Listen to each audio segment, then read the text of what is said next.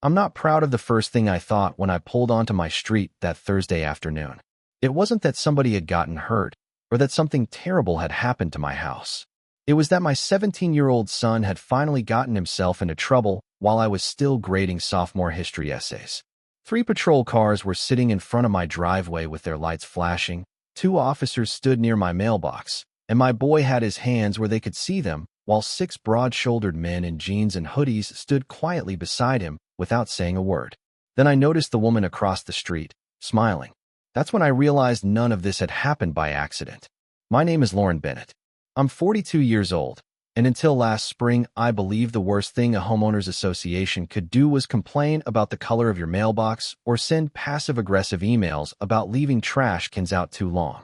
I had no idea that one person's obsession with control could turn my family's grief into her own personal crusade, or that the people she chose to humiliate would end up bringing an entire board to its knees.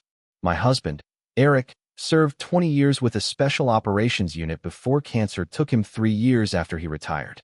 The illness moved faster than anyone expected, and by the time we understood we were losing him, our son Mason was barely 14. I still remember sitting beside Eric in hospice when he squeezed my hand and said, "Promise me he won't grow up thinking he has to figure out life by himself." I promised, though I had no clue how I was supposed to keep that promise after he was gone. What I didn't know was that Eric had already made arrangements of his own. About a month after the funeral, 6 of his closest teammates showed up at our house carrying grocery bags, folding chairs, and enough barbecue to feed half the neighborhood. They didn't come wearing uniforms or medals. They came looking like every other middle-aged dad in America, laughing about bad knees, arguing over football, teasing each other about gray hair. They spent the afternoon talking to Mason the way Eric would have, telling stories I'd never heard, some funny enough to make all of us cry from laughing, others quiet enough that we'd all stare into the fire pit without saying much at all. Before they left, one of them put his hand on Mason's shoulder and said, "Same weekend next year, buddy." They kept that promise every single year. It became less of a tradition and more of a lifeline. Mason counted the days until they arrived.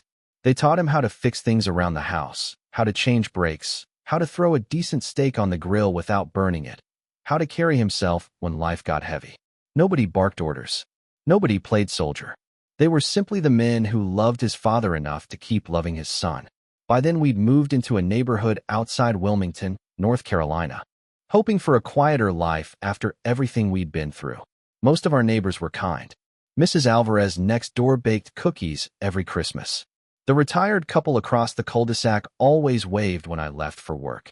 Then there was Denise Holloway, president of the Briar Ridge HOA, who somehow managed to treat neighborhood rules like they had been carved onto stone tablets. Denise wasn't loud. That would have been easier to deal with. She was polite in that practiced way people become when they're convinced they're always the smartest person in the room. She'd smile while pointing out your grass was half an inch too tall. She'd compliment your flowers before reminding you they weren't on the approved landscaping list. The first time she introduced herself, she actually handed me a binder thicker than some college textbooks and said, "These standards help preserve everyone's investment." I smiled, thanked her, and figured we'd rarely cross paths after that. I couldn't have been more wrong. Every year when Eric's friends came over, Denise found something to complain about. One year it was too many pickup trucks parked legally along the curb. Another year, she claimed the smoke from our grill drifted toward her patio. Once she insisted the laughter coming from our backyard after 8 in the evening violated quiet enjoyment rules, even though it wasn't even dark outside yet. I apologized more times than I should have because I honestly believed keeping the peace mattered. Looking back, I think every apology convinced her she could push a little harder the next time. This past Memorial Day weekend started exactly the same as all the others. Mason cleaned the patio before I even woke up. He kept checking his phone every few minutes like a little kid waiting for Christmas morning. Around noon, the first truck rolled in, then another, then another. There were handshakes, hugs, terrible jokes, and enough food to feed an army. One of the guys had driven almost 9 hours just to spend a single afternoon with Mason before heading back home the next morning. I watched my son laugh harder than he had in months. And for the first time in a long while I caught a glimpse of the carefree kid he used to be before losing his dad forced him to grow up too quickly. About an hour later, while everyone was sitting in lawn chairs swapping stories, Two patrol cars pulled up, then a third. The conversation stopped. Mason looked at me with that same frightened expression I'd seen at his father's funeral. An officer stepped out and called, "Can everyone remain where they are for a moment?" Nobody argued. Nobody reached into a pocket. The 6 men simply stood up slowly, hands visible, calm enough that it somehow made the whole thing feel even more surreal. Denise was standing across the street with her arms folded so tightly they practically disappeared beneath her elbows. She wasn't pretending to be concerned. She looked satisfied. One officer walked toward the group, glanced at the men for about 3 seconds, then blinked before letting out a quiet laugh. "Well, I guess dispatch left out a few details." Another officer recognized one of the visitors almost immediately. "Didn't we meet during that hurricane recovery operation a couple years back?" The man nodded. They shook hands, and the tension evaporated almost instantly. After hearing that someone had reported a suspicious paramilitary gathering preparing for unknown activities inside the neighborhood, the officers asked a few routine questions, apologized for the interruption, wished everyone a peaceful Memorial Day, and drove away. I figured that would be the end of it.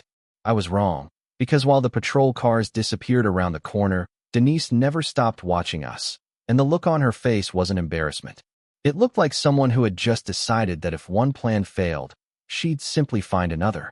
2 days later, I came home from work, tossed my school bag onto the kitchen counter, and found an official-looking envelope taped to the front door. At first, I honestly assumed it was another reminder about trimming bushes or pressure washing the driveway. Instead, I unfolded a notice that claimed I owed the Briar Ridge HOA $900 for hosting an unauthorized assembly that created a perceived security risk within the community. At the bottom was a sentence that made my stomach drop. Failure to pay within 30 days could result in additional legal action, including a property lien. I must have read that paragraph 6 or 7 times before it actually registered. I laughed once, mostly because the alternative was crying. Then I picked up the phone and called the HOA office. Denise answered before the second ring, sounding almost cheerful. "Lauren, I was wondering when you'd call." I asked her if the letter was some kind of mistake. There was a pause long enough for me to think maybe she'd apologize. Instead, she said, "Your late husband's friends have turned your property into something that makes residents uncomfortable. This isn't a military installation." I took a slow breath and told her they had simply come over for a family barbecue. Her voice became colder. "Well, maybe it's time your son stops living in the past. The neighborhood shouldn't have to accommodate people who can't move on." For a second, I couldn't speak. It wasn't just insulting. It felt cruel in a way I hadn't experienced since the days immediately after Eric died, when strangers offered careless advice about healing because they wanted grief to follow a convenient schedule. I quietly asked her if she understood what Memorial Day meant to military families. She replied, "I understand property values." Then she hung up. I stood in my kitchen staring at my phone, while every ounce of patience I'd spent years building simply disappeared. Mason walked in a few minutes later, saw my face, and immediately knew something had happened. I handed him the notice without saying a word. He finished reading it, set it back on the table, and whispered, "They're trying to punish Dad for dying." That sentence broke something inside me. After Mason went upstairs, I pulled an old cedar box from the top shelf of my bedroom closet. I hadn't opened it in almost a year. Inside were photographs, Eric's retirement flag, handwritten letters, and a thick folder labeled family instructions. I remembered Eric smiling when he gave it to me during one of his last good weeks. "You probably won't need most of this," he joked, "but if life ever gets complicated, don't assume I left you without backup." I flipped through the pages until I found exactly what I had almost forgotten existed. It wasn't simply a will. It included a formal mentorship agreement signed years earlier by Eric and several members of his former unit, expressing his wish that they continue mentoring Mason until adulthood if anything ever happened to him. Attached behind it was official correspondence acknowledging participation in a military family legacy support program. It wasn't dramatic. It wasn't secret. It was simply documented, organized, and completely legitimate. Suddenly, Denise's accusations looked very different. She hadn't interrupted a random cookout.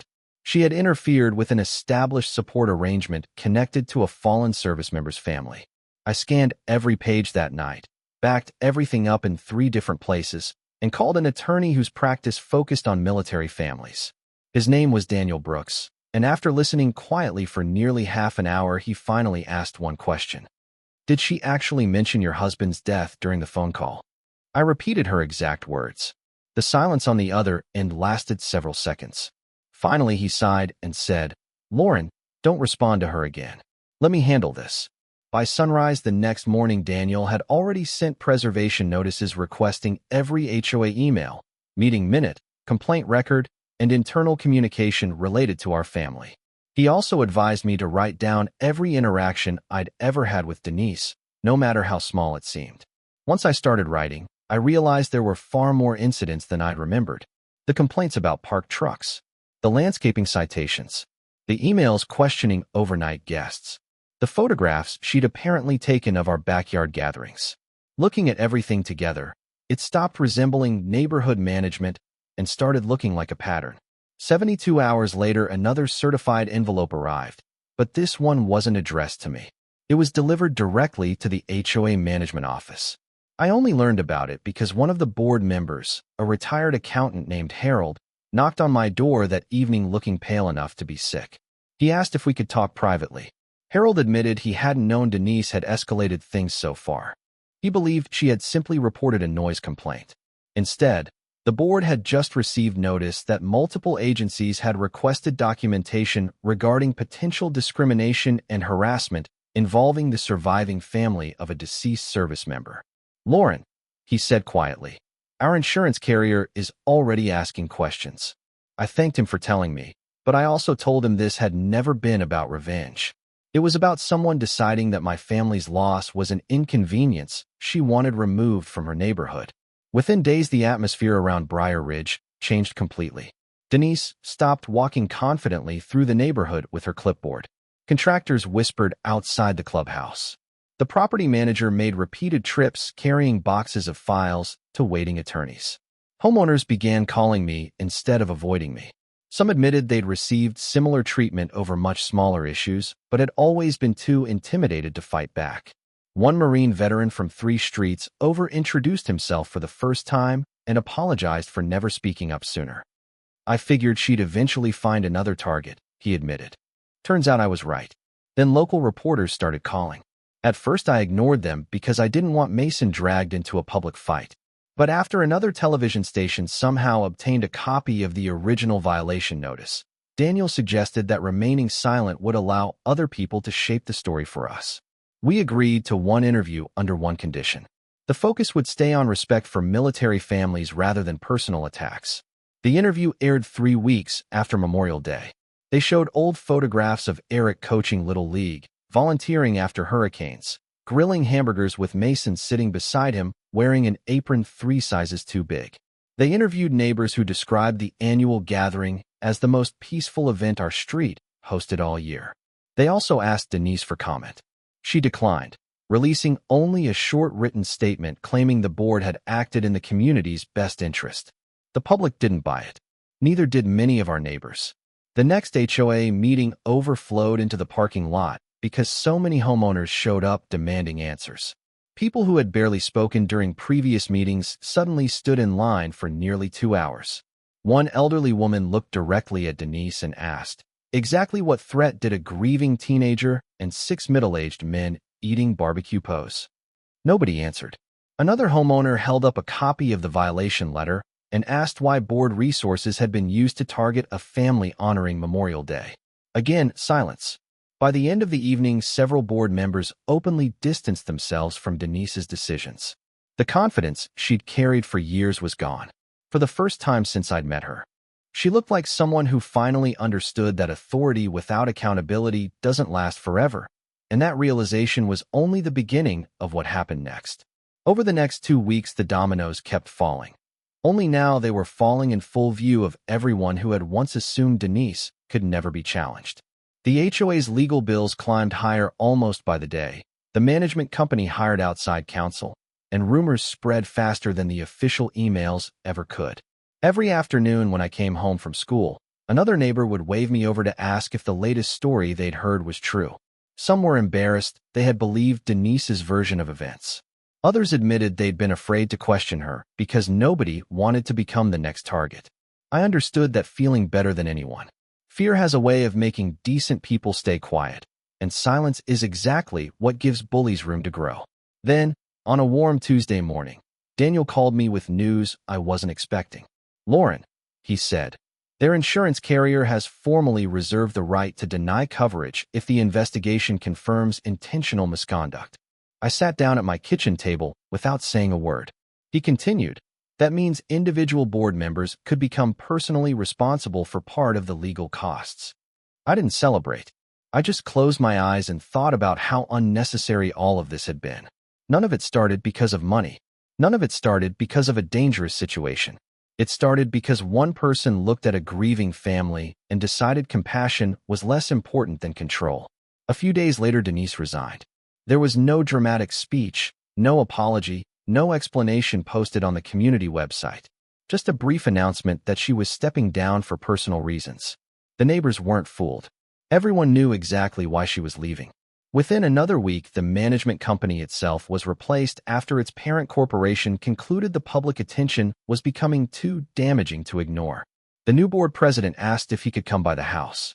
I agreed, mostly because I wanted Mason to see that standing up for yourself doesn't always end with shouting. Sometimes it ends with people quietly admitting they were wrong. He arrived carrying a folder instead of excuses. Inside was a signed letter withdrawing every violation, canceling every fine, confirming that no lien would ever be placed against our property, and establishing a new community policy protecting recognized memorial gatherings and family support events for military households. Then he looked at Mason and said something I'll never forget. "Your father served this country. The least this neighborhood can do is respect the people who continue honoring his memory." Mason nodded, but he didn't say much. After everything that had happened, words probably felt too small. That Memorial Day had stolen a little of his innocence. But it had also shown him something his father used to believe with all his heart, that integrity doesn't always win quickly, but when enough honest people stop looking away, it usually wins eventually. The following Saturday, Eric's old teammates came back, not because there was another crisis, but because they refused to let the last visit become the memory that stuck with Mason. This time there were no patrol cars, no angry phone calls, no one standing across the street taking pictures. Something unexpected happened instead. One by one, neighbors started walking over carrying potato salad, homemade desserts, folding chairs, and coolers full of drinks. Mrs. Alvarez hugged Mason so tightly he laughed for the first time in weeks. The retired couple from the end of the street thanked the men for their service. Even the Marine veteran from 3 streets away brought his grandchildren so they could meet the friends of a man they had never known, but whose character had clearly lived on through everyone standing in that driveway. As the sun began to set, one of Eric's teammates handed Mason a small wooden box. Inside was his father's old challenge coin, polished until it looked brand new. "Your dad asked one of us to give you this when we all agreed you didn't need mentors anymore," he said with a smile. "He figured by then you'd be ready to become the kind of man who mentors somebody else." Mason turned the coin over in his hand for a long time before slipping it carefully into his pocket. On the drive back inside the house, he quietly asked me, "Mom, did Dad know this would happen?" I smiled through tears and shook my head. "No, sweetheart. Your dad just knew that good people plan ahead because they can't control tomorrow. He wanted to make sure you were never alone, no matter what life threw at you." Looking back now, I don't think this story was ever really about an HOA. It wasn't about fines, legal notices, or neighborhood politics. It was about what happens when authority loses sight of humanity, and what ordinary people can accomplish when they refuse to let cruelty become normal. We still live in the same house. Every Memorial Day weekend, the grill comes out, the lawn chairs fill the driveway, and Eric's friends keep showing up with terrible jokes, big appetites, and stories that somehow get funnier every year. The only real difference is that now nobody questions why they're there. In fact, some of our neighbors pull up extra chairs before they even arrive. Sometimes the strongest legacy a person leaves behind isn't a medal, a title, or even a photograph hanging on the wall. Sometimes it's the people who quietly keep a promise long after they're gone. And I'd love to know what you think. Did the HOA deserve everything that happened after they crossed that line? Or should Lauren have accepted the apology and moved on much sooner? Let me know your thoughts in the comments below. If this story meant something to you, don't forget to like the video, subscribe to the channel, and share it with someone who still believes respect should never depend on who has the most power.